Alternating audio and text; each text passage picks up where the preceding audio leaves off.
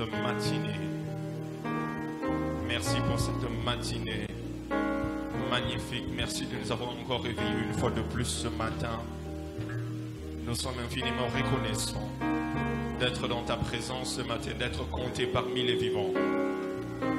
Nous sommes reconnaissants d'être capables de respirer par nous-mêmes. Nous sommes reconnaissants parce que nous sommes capables de marcher avec nos deux pieds. Nous sommes capables de parler avec notre bouche. Nous sommes capables de digérer. Seigneur, nous te remercions. Le fait que nous sommes en vie ce matin n'est pas un fait du hasard. C'est toi qui as permis que nous soyons encore en ce lieu. C'est pourquoi nous t'acclamons, nous te célébrons, nous te bénissons. Ce matin, car nul n'entre n'est comme toi. Nul n'entre n'est comparable à toi. Au nom de Jésus, est-ce que quelqu'un peut encore célébrer le Seigneur? Quelqu'un peut acclamer encore une fois de plus?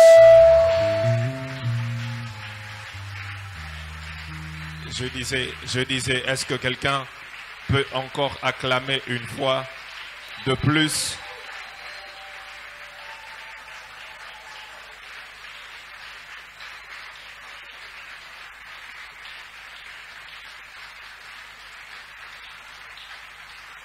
Gloire au Seigneur. Est-ce que tu peux saluer 3, 4, 5 personnes autour de toi? Tu lui souhaites la bienvenue dans la présence du Seigneur.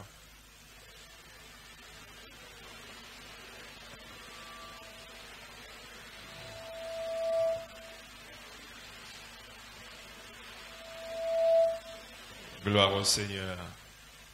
On reste debout, on reste debout. Nous allons directement écouter la parole de Dieu. Nous aurons nos Bibles dans le livre de Exode. Exode, le chapitre 20, le verset 3 à 4. Exode, chapitre 20, le verset 3 à 4.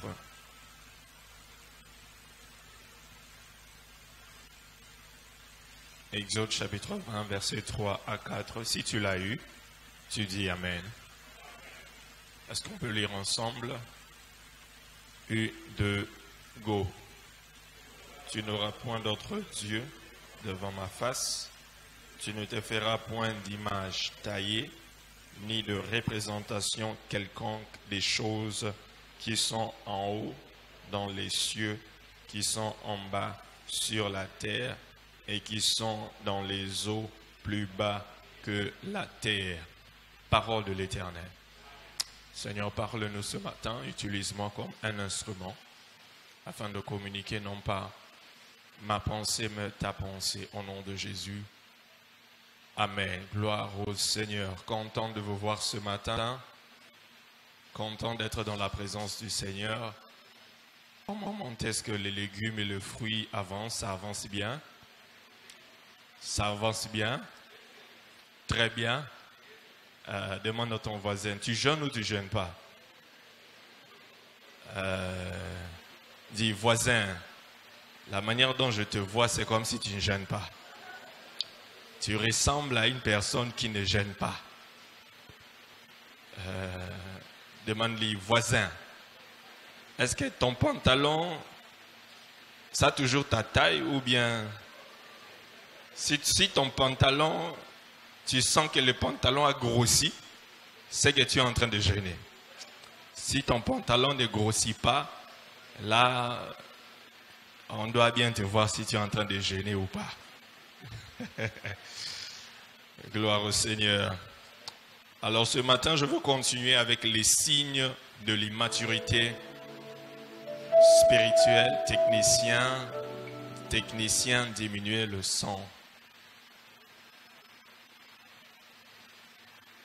Il ne faut pas me déconcentrer, technicien. Soyez dans l'esprit. C'est comme si vous ne gênez pas. Hein? Les signes de l'immaturité spirituelle, partie 2. Nous sommes en train de parler des œuvres de la chair qu'on a tirées de Galates chapitre 5, le verset 19 à 21. Et le dimanche passé, nous sommes arrêtés, nous avons parlé on s'est arrêté à la masturbation comme étant une œuvre de la chair. Si tu n'étais pas là le dimanche passé, tu as raté beaucoup. Je veux te demander de rentrer sur notre chaîne YouTube, Révérend Béni HK Lala, et puis tu vas retrouver la première partie. Va suivre de façon que tu ne puisses rien rater de ce que Dieu veut nous dire pendant tous ces temps. Alors ce matin, je veux continuer, je vais parler de l'idolâtrie. L'idolâtrie comme étant une des œuvres de la chair et l'un des signes qui montre que tu es dans l'immaturité. Cette année étant une année de la maturité spirituelle, Dieu veut que nous puissions grandir. Et l'un des symptômes qui montre que tu es encore immature, c'est l'idolâtrie. Quelqu'un dit l'idolâtrie. Encore plus fort. Encore plus fort. C'est quoi l'idolâtrie? L'idolâtrie, c'est s'occuper de quelque chose de façon immodérée jusqu'à négliger Dieu. L'idolâtrie, c'est s'occuper de quelque chose, se concentrer sur quelque chose de façon immodérée jusqu'à négliger Dieu. Par exemple, une personne qui passe son temps, qui se concentre sur l'argent, qui se concentre sur le fait d'avoir l'argent, jusqu'à oublier Dieu, est une personne considérée comme idolâtre. En fait, il faut savoir que l'argent n'est pas mauvais.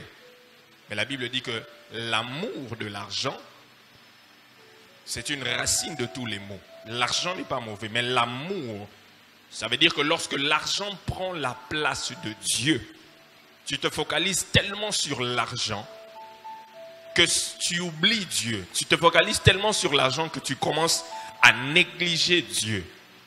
Une idole, c'est tout ce qui prend la place de Dieu dans ta vie. Une idole, c'est tout ce qui prend la place de Dieu dans ta vie. Une idole peut être une personne. Une idole peut être une personne. Par exemple, lorsque tu étais célibataire, tu avais le temps pour Dieu. Tu avais le temps pour l'œuvre de Dieu. Tu pouvais passer du temps avec Dieu, mais depuis que tu es marié, tu ne sers plus Dieu. Tu n'as plus le temps de servir dans l'église. Tu n'as plus le temps tu ne passes plus du temps avec Dieu. Juste parce que la personne est devenue une idole. La personne que tu as épousée est devenue une idole. Ou par exemple que tu demandais à Dieu un enfant. Et maintenant que depuis que Dieu t'a béni avec un enfant, tu n'as plus de temps pour Dieu. Tu passes tout le temps. Les excuses, c'est maintenant l'enfant. Pourquoi tu ne sers pas l'enfant? Pourquoi tu ne fais pas ceci, l'enfant? Là, l'enfant devient une idole et l'enfant prend la place de Dieu. Une idole peut être même ton travail. Ton travail peut être une idole. Tu passes beaucoup de temps dans ton travail. Tu te concentres plus sur ton travail, mais jusqu'à négliger Dieu. Jusqu'à négliger ta relation personnelle, ton intimité avec Dieu. Et négliger même ton service pour Dieu, cela va faire en sorte que ton travail devienne une idole. Je te prie que ton travail ne devienne pas une idole. Ne fais pas de ton travail une idole. Parce que lorsque tu fais de ton travail une idole, tu deviens un idolâtre. Et ceci est le problème que plusieurs chrétiens ont. Beaucoup de chrétiens ont ce problème.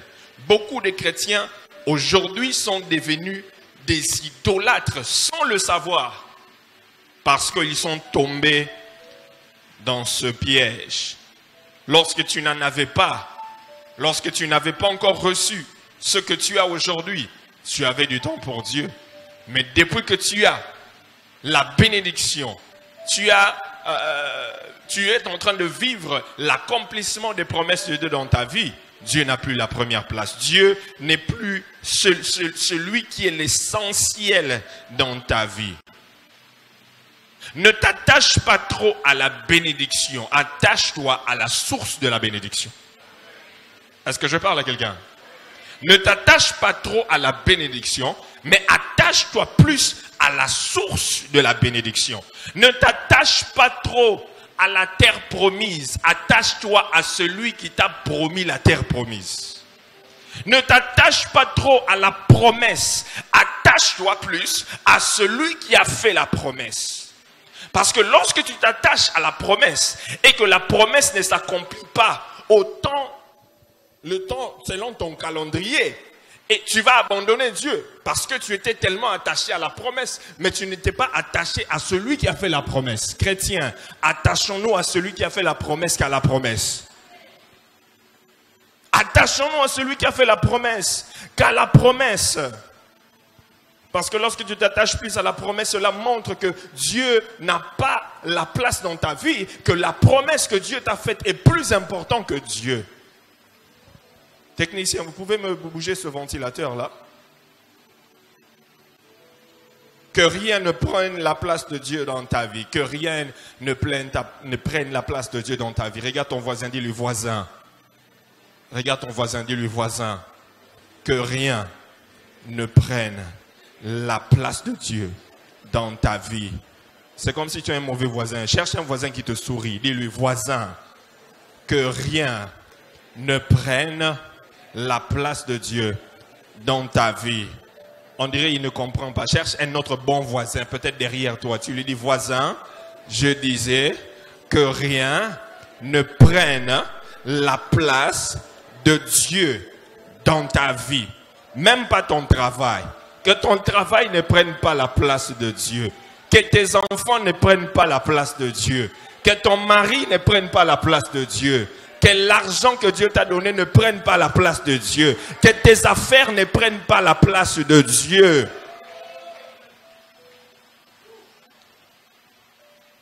Mais les personnes immatures ne donneront, s'attachant plus à la bénédiction qu'à celui qui bénit. Vous savez, des fois, l'Éternel, pour tester l'état de ton cœur, il va te demander ton Isaac. Après t'avoir donné la bénédiction, il te demande cela. Après t'avoir donné cette bénédiction-là, il te demande cela. Mais lorsque Dieu te demande ton Isaac, ce n'est pas parce qu'il ne t'aime pas, c'est juste qu'il veut tester l'état de ton cœur. Es-tu plus attaché à ce qu'il t'a donné ou tu es toujours attaché à lui?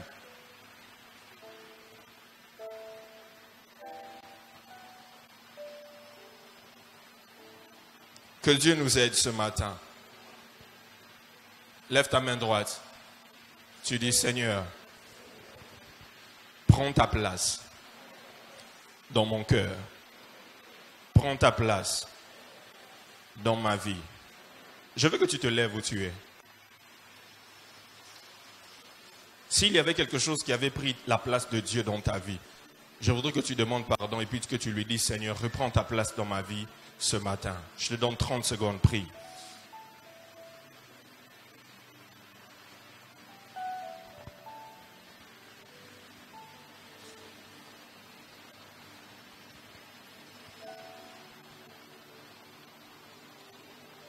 Même toi qui nous suis en direct, tu pries également. S'il y avait quelque chose qui avait pris la place de Dieu dans ta vie, je voudrais que tu pries. Demande à Dieu pardon et demande-lui de reprendre sa place dans ta vie.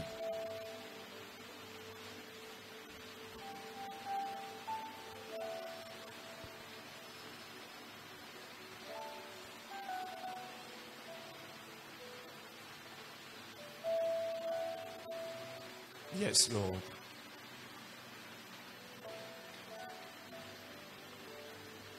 Seigneur, reprends ta place dans nos vies ce matin. Si l'argent avait pris ta place, Seigneur, je te demande pardon. Si mon travail avait pris ta place, je te demande pardon. Si c'était mon foyer, mes affaires, je te demande pardon. Reprends ta place. Sois le maître de ma vie. Au nom de Jésus. Tu peux acclamer le Seigneur. Tu peux t'asseoir.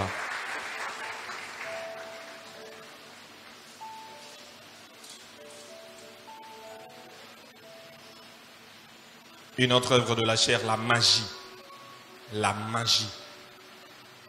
La magie. Paul parle de la magie comme une œuvre de la chair. Deutéronome chapitre 18, le verset 10. Deutéronome chapitre 18, le verset 10. La Bible dit qu'on ne retrouve chez toi personne qui fasse passer son fils ou sa fille par le feu. Personne qui exerce le métier de devin, d'astrologue, d'augure, de magicien. De magicien. La magie, c'est quoi la magie?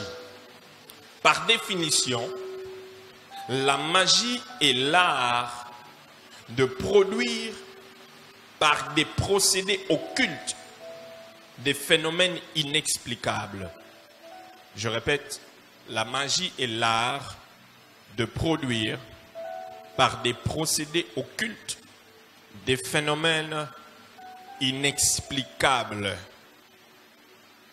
La pratique de la magie n'est pas seulement une œuvre de la chair, mais elle figure également sur la liste des personnes, des choses pour lesquelles quelqu'un peut se retrouver en enfer. Je disais que la pratique de la magie n'est pas seulement une œuvre de la chair, mais elle figure également sur la liste des choses pour lesquelles quelqu'un peut se retrouver en enfer. Apocalypse chapitre 21, le verset 8, la Bible dit que mais les lâches, les incrédules, les abominables, les meurtriers, les impudiques, les enchanteurs, ce sont pratiquement les magiciens, les sorciers. Toutes ces personnes occultes sont dans cette catégorie des enchanteurs. Et tous les menteurs, leur part sera dans les temps ardents de feu et de soufre, ce qui est la seconde mort, la magie. Aujourd'hui, nous avons beaucoup d'enfants de Dieu qui se retrouvent dans la magie, qui se retrouvent dans des sciences occultes. Pourquoi? Parce qu'ils sont en train de rechercher soit la richesse, soit l'élévation, soit la promotion. Et plusieurs qui vont dans la magie pour chercher des raccourcis vers l'élévation. Je viens dire à quelqu'un, il n'y a point de raccourci vers l'élévation. Il n'y a point de raccourci vers l'élévation. Tu peux penser que le diable peut te donner quelque chose, peut te donner la richesse aujourd'hui. Mais il faut savoir que le diable ne te donnera jamais quelque chose gratuitement. Dis voisin. Regarde ton voisin, dis-lui voisin. Le diable ne te donnera jamais l'élévation gratuitement. S'il te donne l'élévation, il prendra quelque chose de ta vie qui va te coûter cher. C'est ça. Le diable ne donne jamais quelque chose gratuitement. S'il te donne l'argent, sois sûr qu'en retour, il prendra quelque chose. Même s'il ne t'a rien demandé, mais il prendra quelque chose. Parce que c'est ça, le diable. Il va te bénir, mais cela va venir avec des chagrins. Mais la Bible déclare que c'est la bénédiction de l'Éternel, qui enrichit.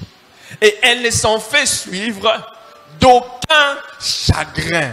Je préfère attendre que Dieu me bénisse que d'aller toucher à l'occultisme, aller toucher à la magie, aller toucher à la sorcellerie. Je préfère attendre le temps de Dieu. J'ai dit à quelqu'un, attends le temps de Dieu.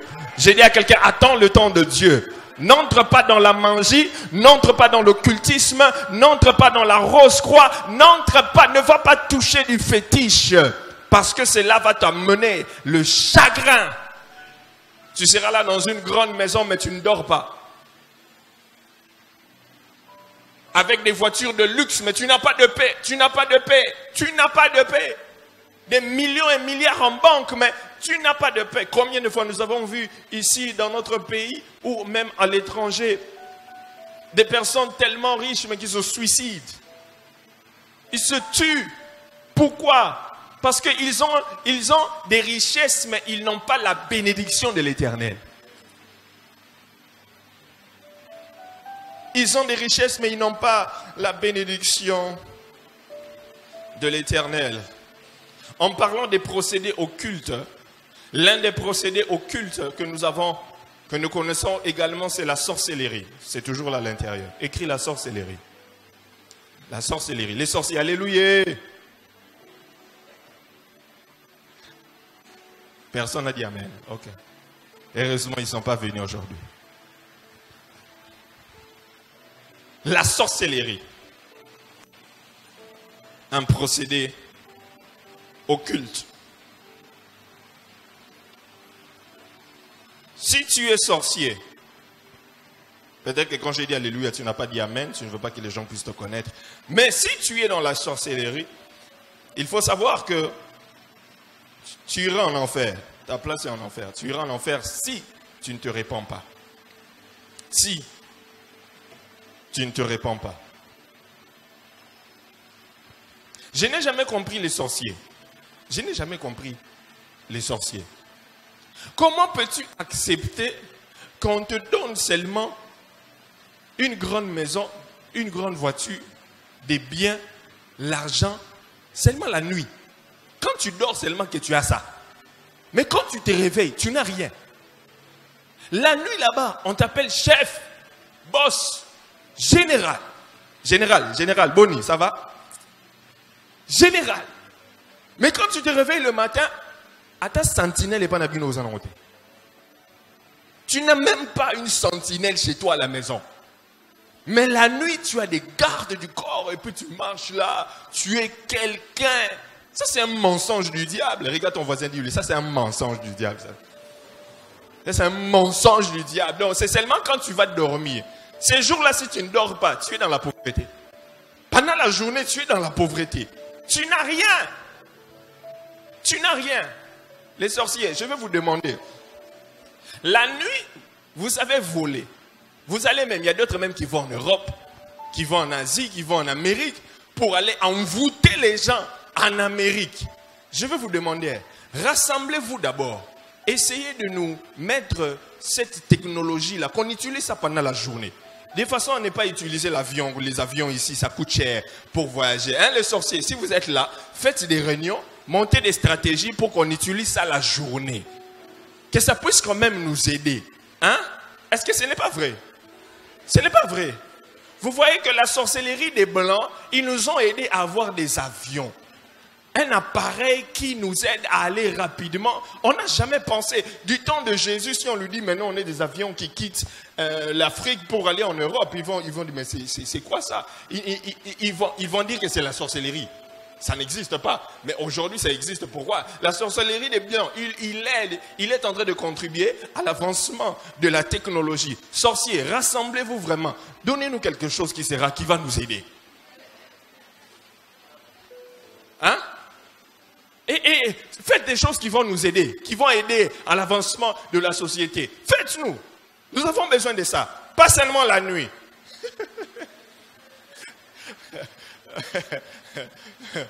Regarde ton voisin, dis-lui, voisin. Non, il ne faut pas avoir peur. Dis, voisin. Si tu connais un sorcier, dis-lui que nous avons besoin de leur technologie la journée. Je dis, si tu connais un sorcier, dis-le, nous avons besoin de cette technologie-là la journée. Là, ça va beaucoup nous aider. Ça va beaucoup nous aider. Ah, vraiment beaucoup nous aider. Ils savent se communiquer entre eux sans les téléphones. Aidez-nous, nous n'avons pas besoin. Les crédits ici, c'est beaucoup de dépenses. Les unités chaque jour, les mégas, c'est beaucoup de dépenses. Aidez-nous avec cette technologie-là. Oh, je n'ai pas raison. Aidez-nous avec cette technologie-là. Il ne faut pas seulement, votre travail, c'est seulement nuire à la famille. Vous ne voulez pas l'avancement des frères et sœurs. Vous ne voulez pas que quelqu'un dans la famille puisse monter. Si quelqu'un commence à monter, vous mettez des blocages, vous faites des réunions pour bloquer. Donc, vos réunions, c'est seulement des réunions de blocage. Toi-même là, tu es dans la pauvreté. Pauvreté. Seulement la nuit, tu es chef. Mais le matin, même l'argent, 5 francs ici, tu n'en as pas. Mais toi, tu veux seulement bloquer les gens. Et puis, quelqu'un dit, les sorciers sont bêtes. Dis avec moi, les sorciers sont bêtes. Dis ça bien. Dis ça encore bien. Très bête même. Je n'ai pas ajouté même trop bête même. Pas Parce que comment toi, tu sais que la personne là est un pilier dans votre famille, c'est lui qui aide la plupart des gens dans la famille. Mais vous, vous faites des réunions pour les tuer. Et quand tu les tues, maintenant vous êtes pauvre. Vous n'avez plus quelqu'un qui peut vous aider dans la famille. Après, tu commences à dire, hey, maintenant on n'a rien. Et quand on vous chasse chez vous à la maison, on vend la parcelle, vous êtes dans la rue et vous souffrez et on vous appelle des chégués et tout ça. Vous allez dire que les gens ne sont pas bons. Non, binonde mite mama bé. Binonde bazoba. C'est lui qui aidait la famille. C'est lui qui a le souci de la famille. C'est lui que Dieu a élevé dans la famille. Mais vous, vous êtes là pour comploter. Comment on va le tirer? Comment on va le faire? Est-ce que je peux avancer? Je peux parler. En parlant de la sorcellerie, il y a 2 types de sorcellerie écrits. Il y a 2 types de sorcellerie. Premier type de sorcellerie, c'est la sorcellerie consciente. La sorcellerie consciente.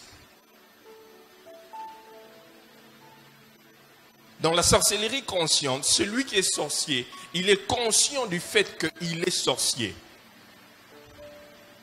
Lorsqu'il sort la nuit, il sort consciemment. On ne le pousse pas, il sait. Lorsqu'il est en train d'œuvrer dans la famille, bloqué, dans l'église, au travail, il sait ce qu'il fait. C'est conscient, il est consciemment. Et nous avons la sorcellerie inconsciente. Nous avons la sorcellerie inconsciente. Et dans la sorcellerie inconsciente,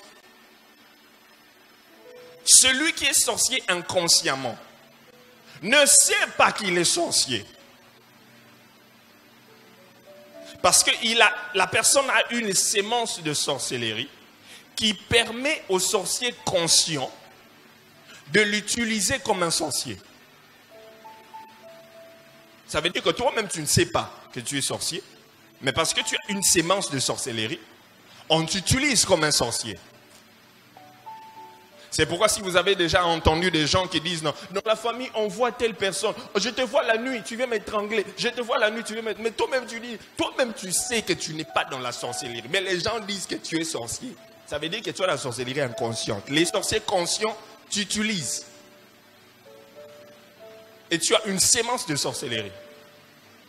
Et comment quelqu'un a une sémence de sorcellerie? Comment quelqu'un arrive à avoir une sémence de sorcellerie? Tu peux l'avoir de manière héréditaire, premièrement.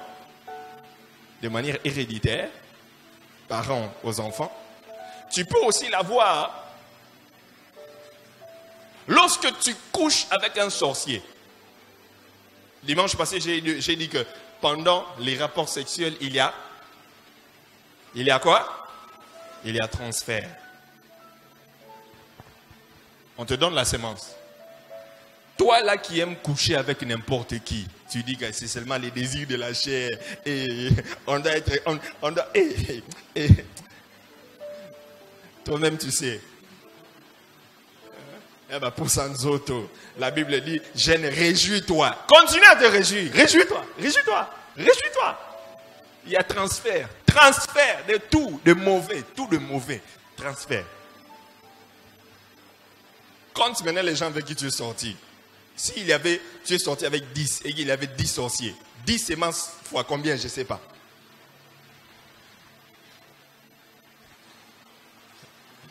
Et aujourd'hui, vous savez, les sorciers ont évolué. Quelqu'un dit ils ont évolué. Ils ont évolué. Quelqu'un dit ils ont évolué. Les sorciers ne sont plus sales. Il y a maintenant des sorciers propres. Il y a des sorciers propres aujourd'hui. Des sorciers en cravate. Des sorciers en talons. Des sorciers parfumés. Des sorciers beaux et belles. Des sorciers qui parlent français. Des sorciers qui parlent même anglais. Et des sorciers qui parlent même en langue. Regarde seulement ton voisin, ne lui dis rien.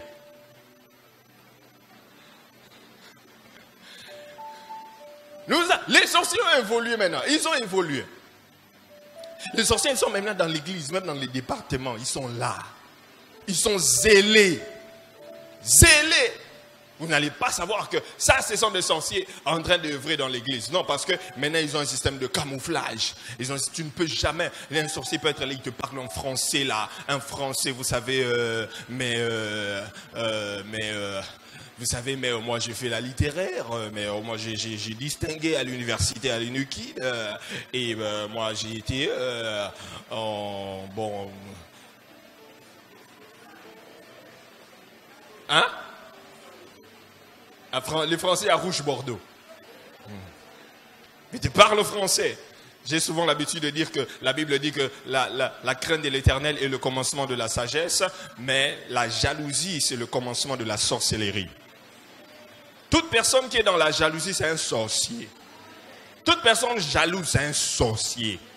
Les personnes jalouses ne sont jamais contents lorsque quelqu'un d'autre est en train de monter. Si quelqu'un d'autre est en train d'être béni. Lorsque Dieu est en train d'ouvrir des portes pour toi, il n'est pas content. Il se demande pourquoi est-ce que seulement Dieu est en train de l'élever lui. Pourquoi Dieu le bénit lui. Pourquoi leur famille évolue. Il va tout faire pour te faire descendre, te faire tomber. Si tu es dans cette catégorie-là, tu es un sorcier. Tu es un sorcier. Lorsque ça te fait mal, l'élévation de quelqu'un d'autre te fait mal, tu es un sorcier. Lorsque le progrès de quelqu'un d'autre te fait mal, tu es un sorcier. Regarde ton voisin, dis-lui, voisin, j'espère que tu n'es pas, que mon progrès ne te fait pas mal. J'espère que mon élévation ne te fait pas mal. J'espère que la bénédiction que Dieu est sur le point de me donner au mois de janvier, ça ne va pas te faire mal. Dis-lui, j'espère que tu vas célébrer avec moi. Parmi les personnes qui vont célébrer, j'ai besoin que toi tu célèbres avec moi. Que tu sois content quand Dieu va me bénir. Que tu sois content lorsque je vais tenir mes millions. Tu seras content avec moi lorsque Dieu va me donner une voiture. Lorsque Dieu va me positionner cette année. Lorsque Dieu va changer mon niveau. Je vais être content. Je veux que toi tu sois content avec moi. Que tu te réjouisses avec moi. Est-ce que c'est possible? Demande à ton voisin, est-ce que c'est possible? Ou soit c'est toi qui vas commencer à me regarder et dire, il croit quoi? Maintenant il commence à porter, il combine des couleurs. Maintenant il commence à mettre des mèches jusque là-bas. Et ici il venait à pied, maintenant il a une voiture. Il commence à marcher comme ça avec la clé. Hein? La jalousie c'est la sorcellerie. J'ai dit la jalousie c'est la sorcellerie. Si quelqu'un s'est marié avant toi, il faut l'applaudir parce que la bénédiction que tu honores va descendre sur toi. J'ai dit la bénédiction que tu honores va descendre sur toi. La bénédiction que tu célèbres va descendre sur toi. Lorsque Dieu bénit ton voisin, ça veut dire que Dieu est dans les environs. Je ne sais pas si je parle à qui. Je ne sais pas si je parle à qui. Lorsque Dieu bénit ton voisin, c'est que Dieu est dans les environs. Lorsque Dieu commence à élever ton voisin, il faut savoir que tu es la personne qui va venir prochainement. Ça veut dire que Dieu est en train de venir sur ton chemin. Célèbre le voisin. Célèbre la bénédiction du voisin. Célèbre la bénédiction de la personne avec qui vous êtes dans le département. Parce que si Dieu commence à amener des mariages dans votre département, ça veut dire que ton mariage est sur le point. Si Dieu amène de l'argent dans le département, ça veut dire qu'il y a une bénédiction qui est sur le point d'arriver dans ta vie.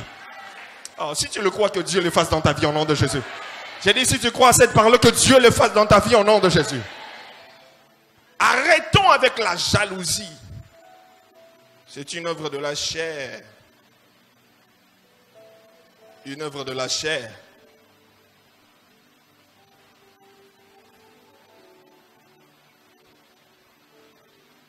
La Bible dit que certes il a un homme de gagner le monde s'il perdait son âme.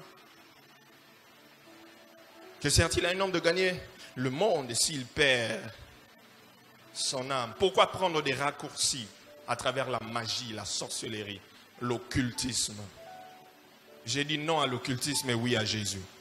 J'ai dit non à la sorcellerie et oui à Jésus. J'ai dit non au diable et oui à Jésus. Une autre œuvre de la chair, je vais combiner les inimitiés, les querelles, les disputes, les divisions. Les inimitiés, les querelles, les disputes, les divisions.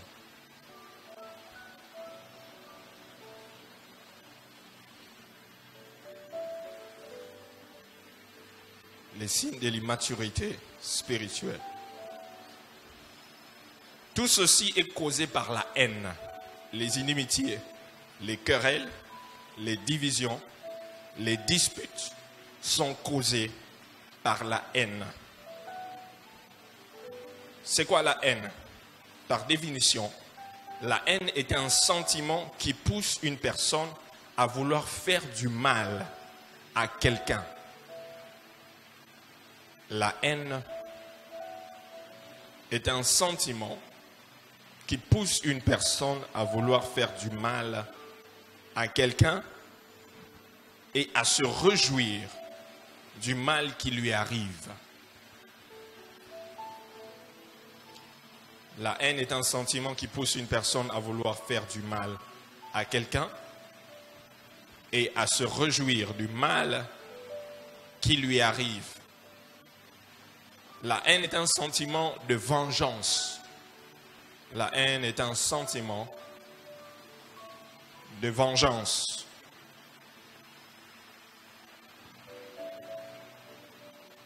Lorsque vous détestez une personne, vous voulez voir cette personne-là souffrir. Vous voulez voir cette personne-là souffrir. Et lorsque cette personne souffre, vous êtes apaisé. Mais lorsqu'il progresse, vous n'êtes pas content. C'est la haine. Dans Genèse chapitre 37, le verset 4, Genèse 37, 4, nous voyons l'histoire de Joseph et ses frères. La Bible dit ses frères virent que leur père l'aimait plus que tous et ils le prirent en haine. Ils ne pouvaient lui parler avec amitié. Les frères de Joseph ont remarqué que leur père aimait plus Joseph que tous. Et que Joseph recevait plus de faveur. Et cela a ouvert une porte à l'esprit de haine, aux disputes, aux querelles, aux divisions au sein de la famille. Pourquoi? Parce que Joseph était plus favorisé que les autres. Vous savez, il y a des gens qui vont vous détester juste à cause de la faveur de Dieu sur votre vie. Il y a des gens qui vont vous détester juste à cause de la faveur de Dieu sur votre vie. C'est le cas de Joseph. Il y a des personnes qui vont vous détester et vous ne serez même pas au courant qu'ils vous détestent. Regarde ton voisin, dis voisin, est-ce que tu me détestes? Sois sincère, dis-moi, est-ce que tu me détestes? Tu m'aimes ou tu me détestes? Qu'est-ce qu'il t'a dit?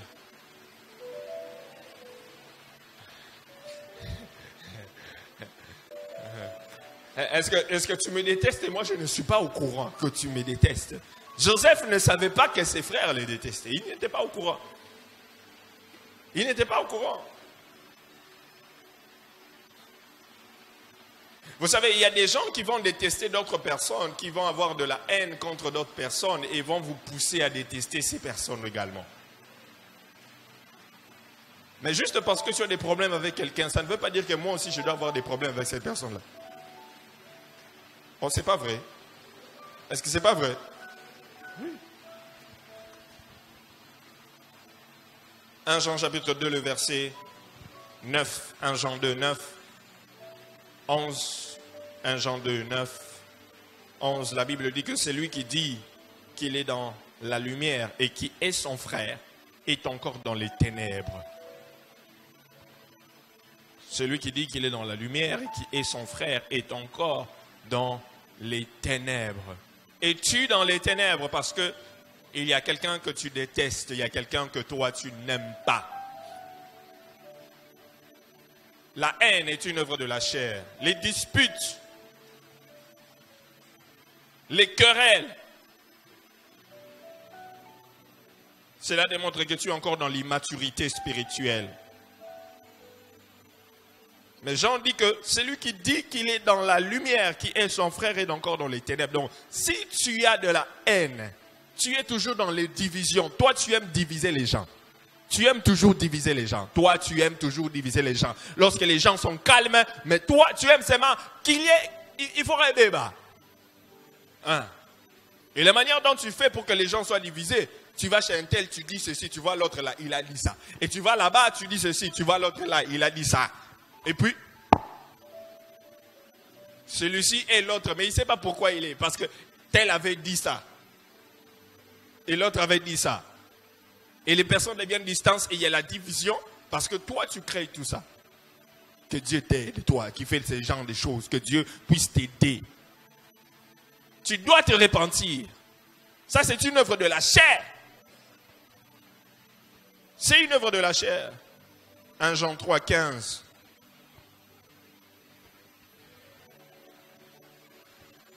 1 Jean 3, 15.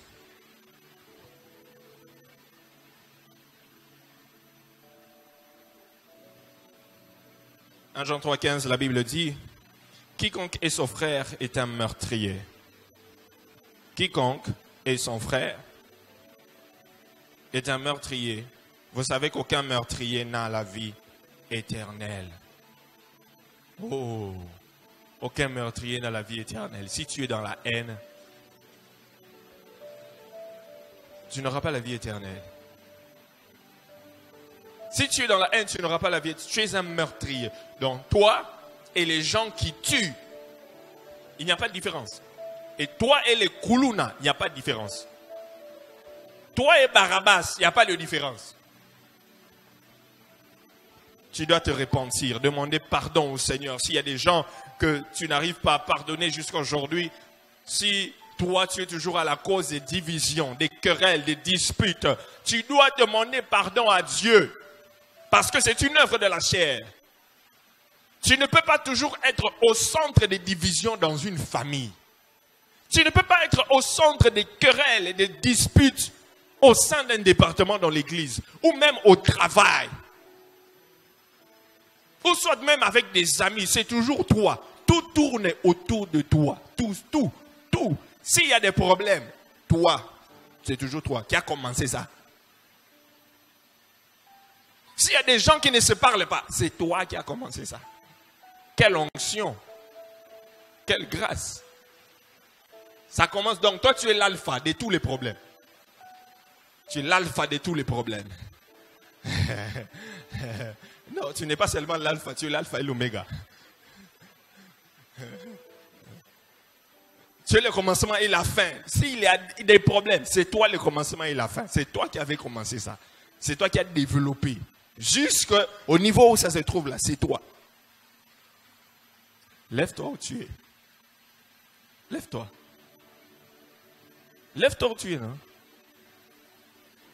Oh, j'ai dit lève-toi où tu es. Lève-toi. Hein? Lève-toi, lève-toi. J'ai dit lève-toi.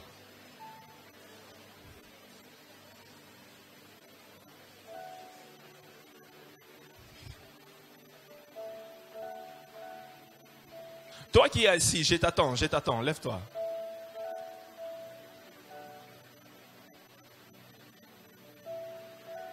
Ferme les yeux. Si tu te retrouves dans la haine, dans la jalousie, dans les disputes, dans les querelles, tu as cette haine-là, cette mauvaise sémence-là. Je veux que tu pries, tu demandes Dieu pardon. Demande au Seigneur pardon. Seigneur, pardonne-moi. Pardonne-moi. Parce que j'ai cette mauvaise sémence. Pardonne-moi. Pardonne-moi. Pardonne-moi. Et aide-moi à pardonner. Pardonne-moi et aide-moi à pardonner ceux qui m'ont fait du mal. Peut-être qu'il y a des gens qui t'ont fait du mal, mais tu n'arrives pas à pardonner. Demande au Seigneur de t'aider à être capable de demander pardon. À être capable de pardonner. Tu élèves ta voix, tu pries. Au nom de Jésus.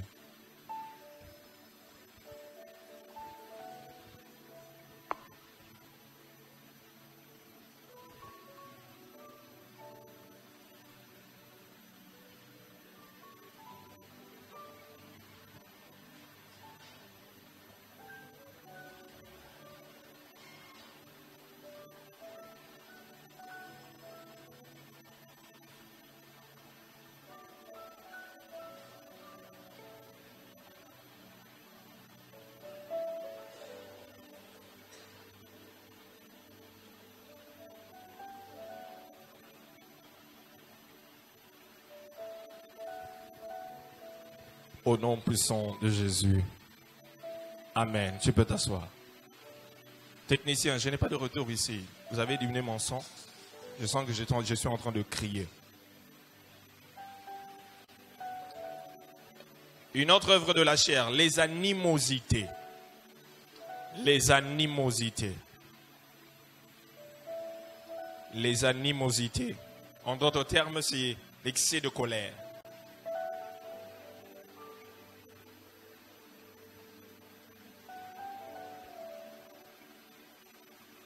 L'excès de colère. Jacques chapitre 1, le verset 19.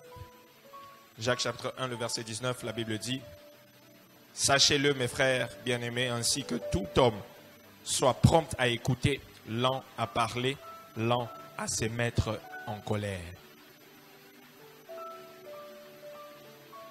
Proverbe 12, 16. Proverbe 12, 16.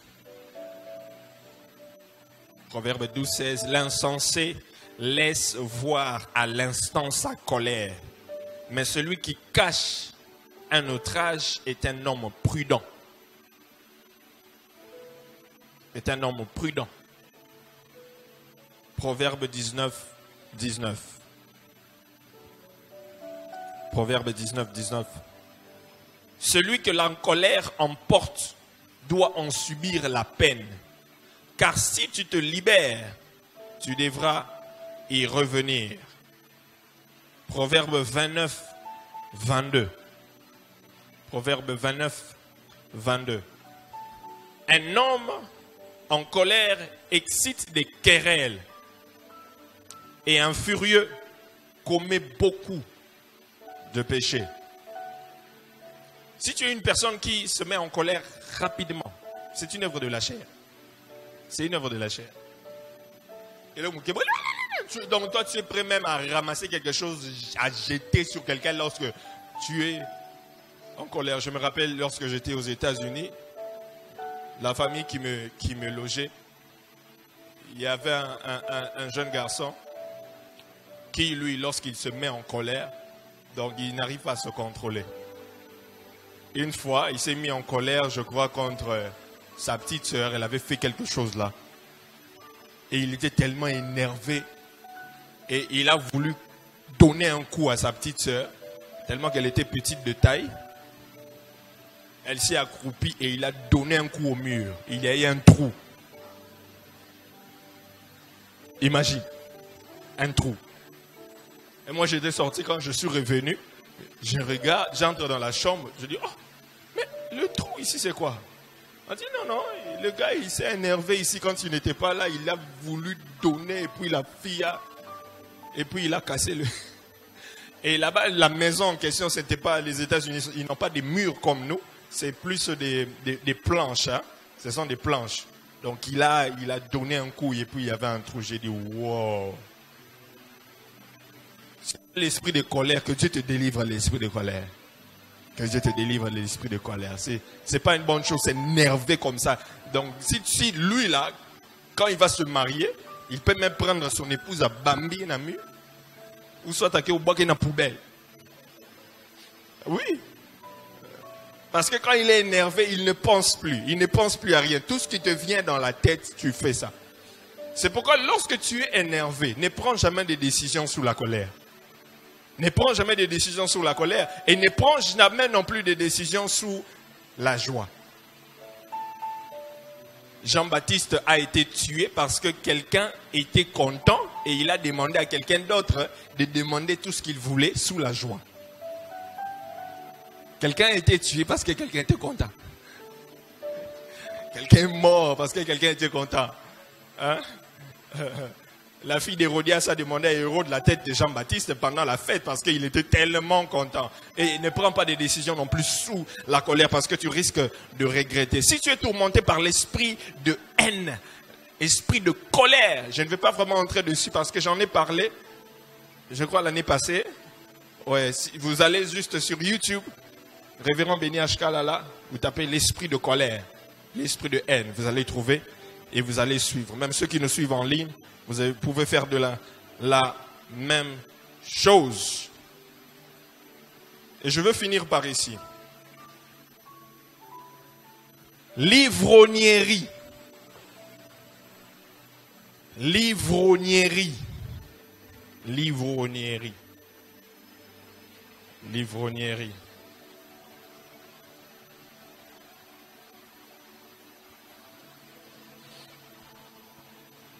Un Corinthiens chapitre 6, le verset 10. 1 Corinthiens 6, 10. Paul est en train de dire aux Corinthiens, il dit, ni les voleurs, ni les cupides, ni les ivrognes, ni les outrageux, ni les ravisseurs n'hériteront le royaume de Dieu. Les ivrognes, les personnes qui aiment s'enivrer, qui aiment s'enivrer avec de l'alcool. Si tu es dans cette catégorie, tu vas aller en enfer. C'est pas moi qui ai dit ça, c'est la Bible. Regarde les voisins, tu dis voisin. Tu ne dis pas bien, dis voisin. Si tu es un ivrogne, si tu aimes beaucoup l'alcool, si tu aimes beaucoup les liqueurs fortes, il faut savoir, ce n'est pas moi, c'est la Bible a dit, ta place, hein, c'est un enfer. Ah, on dirait que tu n'as pas parlé à ton voisin. Non, je vais t'entendre. Dis voisin, hein? Ce n'est pas moi.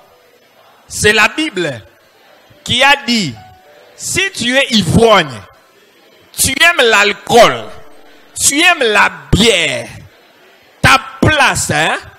C'est un enfer. Ce n'est pas moi. C'est la Bible. Ce n'est pas non plus les pasteurs.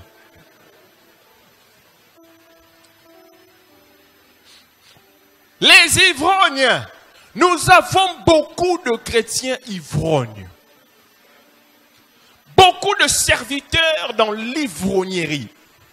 Beaucoup de serviteurs qui aiment l'alcool. Beaucoup de chrétiens qui sont dans l'alcool.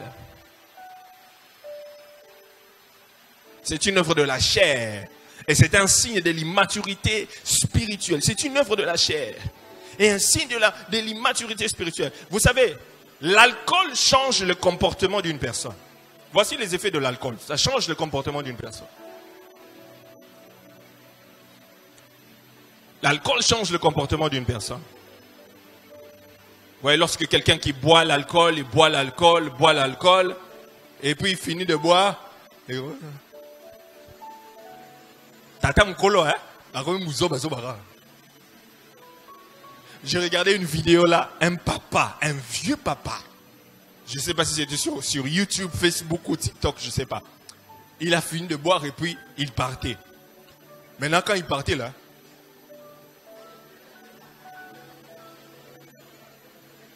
il est resté debout comme ça. Tout le monde est en train de passer sur la rue, il était debout. Et il y avait de l'eau là-bas. Maintenant il partait. Maintenant il ne savait pas comment il allait sauter. Il s'est tenu debout comme ça en train de penser, sauter. Il voulait tomber. J'ai vu un papa qui est venu, un policier, qui est venu l'attraper pour qu'il ne tombe pas. Parce qu'avec cette allure-là, il allait tomber. Un papa. Donc ce papa-là, il peut avoir des enfants et des petits-fils et des petits-petits-fils à son âge-là. Mais voici comment l'alcool là commence. Vous allez voir, l'alcool change le comportement de quelqu'un. L'alcool peut commencer à te faire dire des choses que tu ne pouvais même pas dire. Te faire dire des choses que tu ne pouvais même pas dire. Et même te faire voir des choses que tu ne voyais pas. À Kinkole, j'ai vu une fois un papa. Il y avait de l'eau là-bas. Il venait de boire la Guinée. Il venait. Bisonne batamboko, bisonne babos. Océan, na osotango. Na osoté océan. Moi, il m'a yamouké. De l'eau. Océan, na osota, ouais. Il est. Non, sauta dans l'eau. Dans l'eau. Et puis j'étais là, je dis, vous voyez, regardez ce que la bière fait aujourd'hui. Regarde la bière.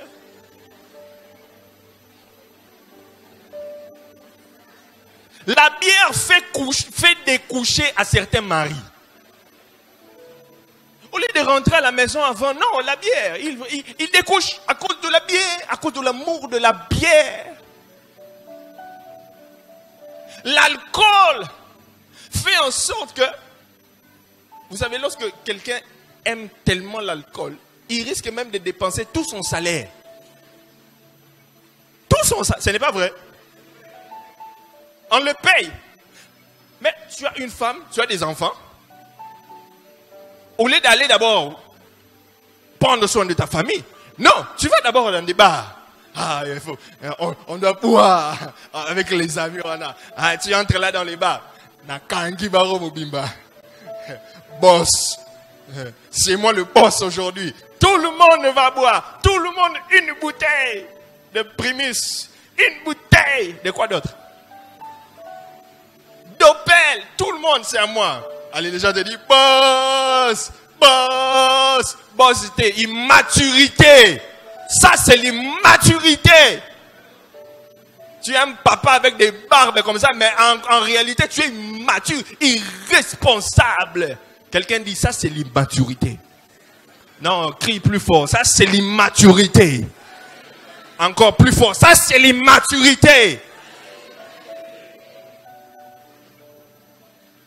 C'est l'immaturité. Et nous avons même des chrétiens qui disent que non, vous savez, la Bible dit, un peu de pour l'estomac. Toi, tu as un problème d'estomac. Toi, tu as un problème d'estomac. Non, je demande. Toi, tu as un problème d'estomac. Donc, depuis que tu as connu Jésus, tu as toujours un problème d'estomac. Jusqu'à aujourd'hui. Toi, tu es spécial, hein? Tu es spécial. Depuis que tu connais Jésus, ça fait 25 ans, jusqu'à aujourd'hui, tu as toujours eu un problème d'estomac. Tout le voisin, non. Yo, ça a un problème d'estomac. Mais à chaque fois, on demande aux gens de passer devant pour qu'on prie pour eux. Pourquoi tu passes?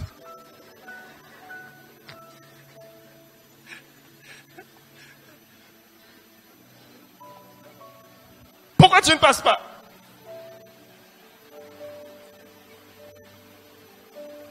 L'amour de l'alcool est une œuvre de la chair. C'est un désir c'est la chair qui te pousse à toujours vouloir boire. Tout le temps. Toujours l'alcool. Non. L'alcool, ce n'est pas conseillé pour un enfant de Dieu. Non. Tu ne peux pas être chrétien et toujours être dans l'alcool. Non. Tu ne peux pas être serviteur. On te retrouve toujours dans l'alcool. Non. La Bible nous parle des personnes à qui on a demandé de s'abstenir du vin ou de l'alcool. Lévitique chapitre 10, le verset 8 à 9. Lévitique chapitre 10, le verset 8 à 9. Lévitique chapitre 10, verset 8 à 9. La Bible dit, l'Éternel parla à Aaron et dit, tu ne boiras ni vin, ni boisson enivrante, toi et tes fils avec toi, lorsque vous entrerez dans la tente d'assignation, de peur que vous ne mouriez. Ce sera une loi perpétuelle parmi vos descendants. On a interdit aux Lévites, à Aaron et ses fils, de boire de l'alcool. Pourquoi? Parce qu'ils étaient des personnes mises à part pour le Seigneur. Lorsque tu es une personne mise à part pour le Seigneur, l'alcool, c'est pas pour toi. Oh. Lorsque tu es une personne mise à part pour le Seigneur, l'alcool, ce n'est pas pour toi.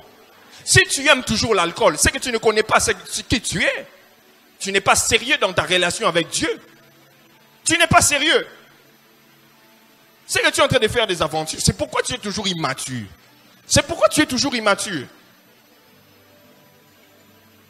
Tu peux te dire, mais pasteur, je ne suis pas un lévite et tout ça.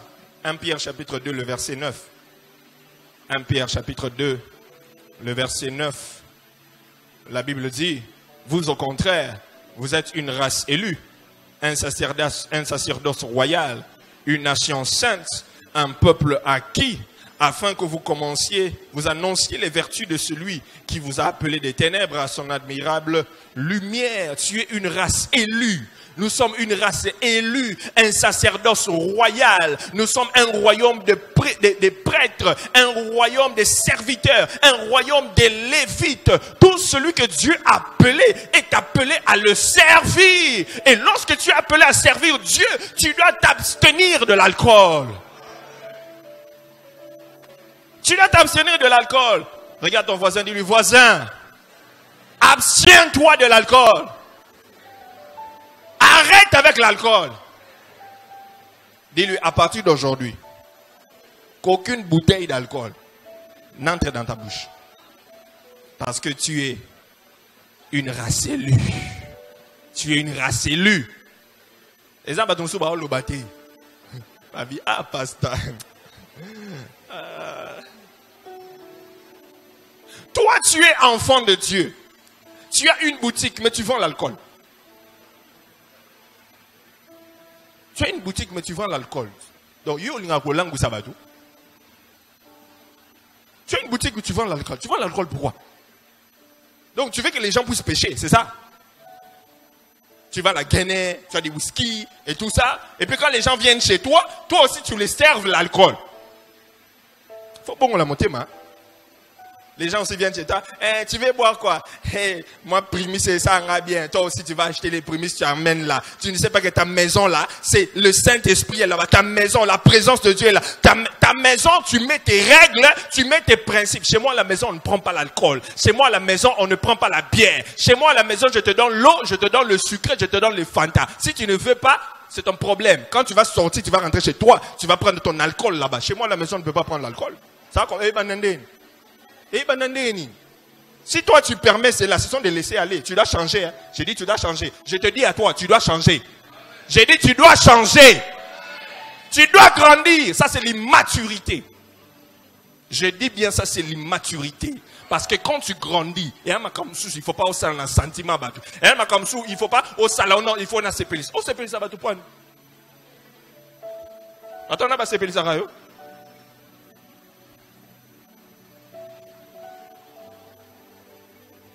Mon temps est fini. Je vous donne un verset et puis je m'arrête là. Proverbe 31, 4. Proverbe 31, 4. Proverbe 31, 4. La Bible dit, ce n'est point au roi, Lemuel, ce n'est point au roi de boire du vin. Est-ce qu'il y a des rois et des reines ici? Est-ce qu'il y a des rois et des reines ici?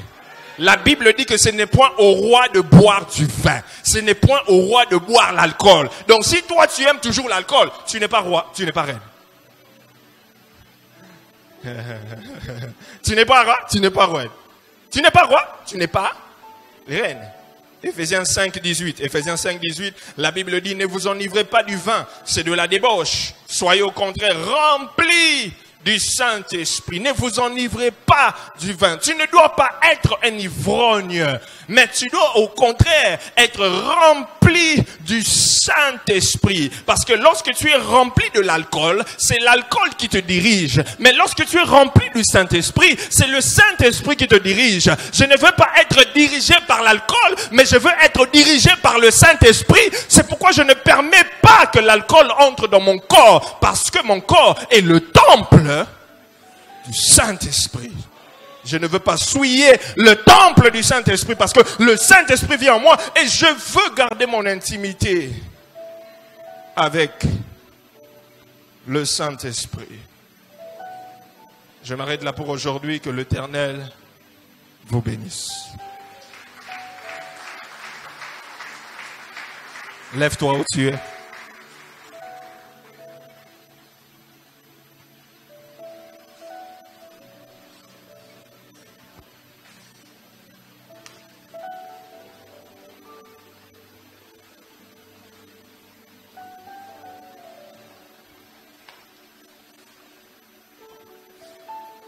Toi qui es dans l'alcool, tu dois te repentir ce matin.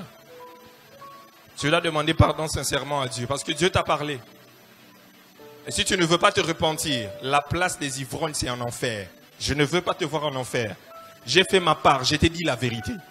Si toi tu veux continuer dans cette voie-là, tu vas aller en enfer. C'est ton problème. Moi j'ai dit la vérité. Dieu qui dit à Ézéchiel, il dit, dites-leur, dis au pécheur qu'il va mourir. Si tu ne le dis pas, ton sang retombera sur ta tête. Mais si tu le dis et il ne se détourne pas, c'est sur lui-même. Moi j'ai dit. C'est à toi de décider ce matin. Et toi qui n'es pas dans l'alcool, tu vas demander au Saint-Esprit, Saint-Esprit, conduis-moi encore chaque jour Je veux encore entrer en profondeur. Je veux avoir une intimité profonde avec toi. Utilise-moi, conduis-moi et aide-moi à grandir cette année. Élève ta voix, prie au nom de Jésus. Tout celui qui est assis, debout s'il vous plaît. Tout celui qui est assis, on se lève. Tous ceux qui sont assis, on se lève s'il vous plaît. Vas-y, élève ta voix, prie le Seigneur. Prie le Seigneur. Prie le Seigneur. Prie le Seigneur. Prie le Seigneur. Prie le Seigneur.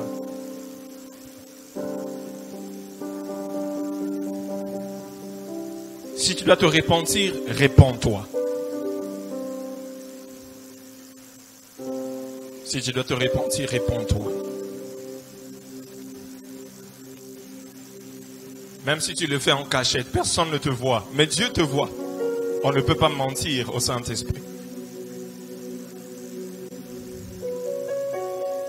Ce n'est point au roi de boire, ce n'est point au roi. Le Seigneur est le roi des rois, nous sommes des rois sur terre.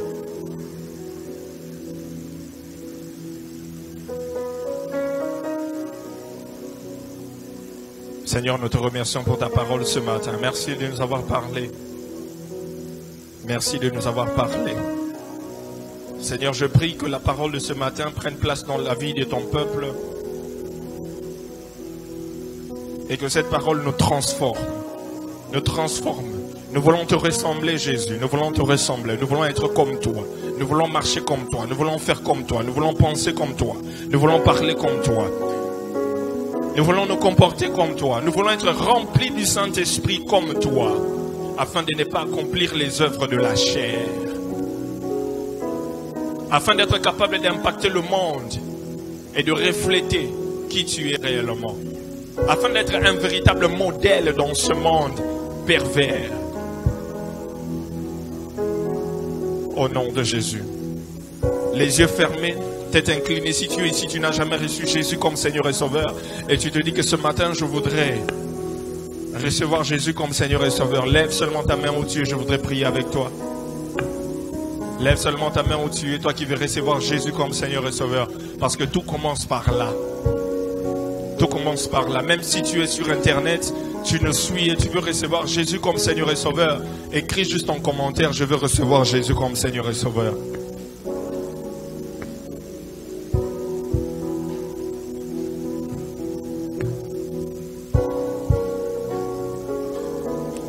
S'il n'y a personne, tu fais cette prière avec moi. Tu vas dire, Seigneur Jésus, je ne veux plus rester immature. Aide-moi à grandir. Fais cela, cette prière avec tes propres mots. Tu pries au nom de Jésus.